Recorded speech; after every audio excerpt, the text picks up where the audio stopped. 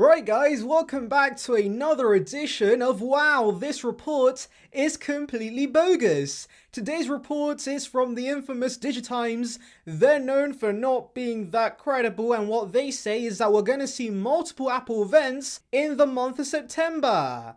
Yes, weekly Apple events. That makes so much sense. Okay, jokes aside, we have a weird report from Digitimes to cover today, and I'm gonna delve into why I completely disagree with this report. But first, make sure to like and subscribe for the latest Apple news and rumors.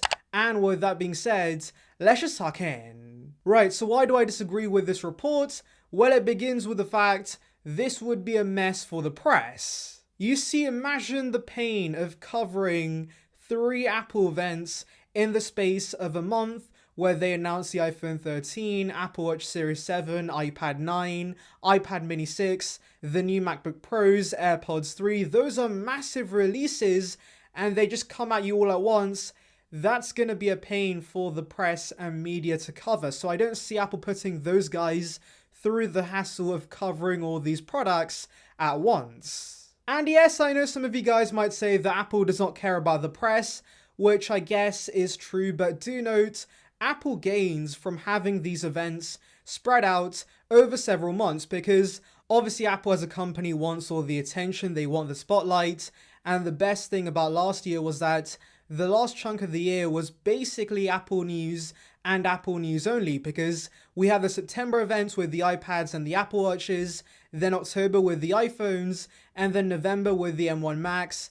And basically Apple took over those months in the world of tech, and so the smart thing to do would be to replicate that this year and give us multiple events once again over several months. But this is a bad idea, because Apple might have the spotlight for September, but then October and November will be very quiet when it comes to Apple news, and that's not really great for Apple. Timothy wants to be the spotlight of the tech world, and so I do think spreading out these events across several months is the best thing to do. Also, do note that September is always iPhone season. Now, yes, I know 2020 was the exception to this, but 2020 was a pretty weird year, so let's dismiss that and focus on the last few years. And you can see that September was purely for the iPhone, and so as I've said in the past, it would be a bad idea to release massive releases like the MacBook Pro alongside the iPhone 13, because both these massive releases are going to be competing for attention, and that's going to be a bad thing for Apple. So yes, again, it makes sense to release these separately and have separate events in separate months like they did last year. I mean, it's not like Apple's inexperienced when it comes to doing multiple events. They did it last year, so all they have to do is replicate that and give us the same exact schedule. It's pretty simple. So yeah, I don't understand why Digitimes thinks this. I'm pretty sure they're making this up at this point.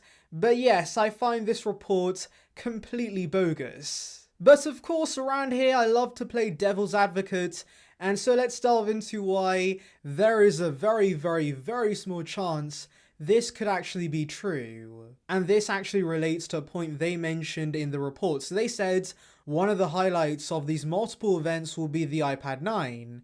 And that got me thinking, maybe there is a chance, a very, very small chance, but either way a chance, we could see some sort of education event where Apple covers the iPad 9. I say this because of 2 reasons. Number 1, September is back to school season. This iPad 9, much like Mark Gurman said, is built for students. It's perfect for remote learning, and so I could see Apple having an event solely focused on education and the impact Apple's had on education, and then they casually dropped the iPad 9. In fact, I could see Apple announcing some sort of rival to Google Classroom at this event too, because obviously with the pandemic, Google's services have seen a massive boost, and well, since Apple already has the hardware for education, I could see them implementing specialized software too. Now yes, I know what you're thinking. Apple releases the budget iPad at the September event anyways, so why should they have a separate event for it?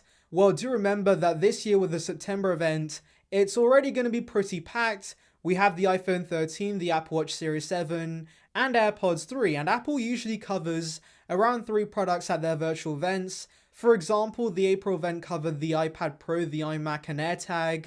The October event covered the iPhone 12 series, the iPhone 12 Pro series, and the HomePod Mini, and of course November had the 3 new M1 Max, and so it makes sense for Apple to cover 3 products at the September event. But anyways, coming back to my point, Apple might not be able to fit the iPad 9 in the traditional September event, maybe because they don't have time, or the fact the iPad 9 does not fit with the rest of the products, which are more iPhone focused, since AirPods and the Apple Watch are accessories to the iPhone, and so maybe Apple could justify having an education event for the iPad 9. Anyways, the second reason why I think an education event could be somewhat likely is the fact Apple has done this before with the iPad 6 release.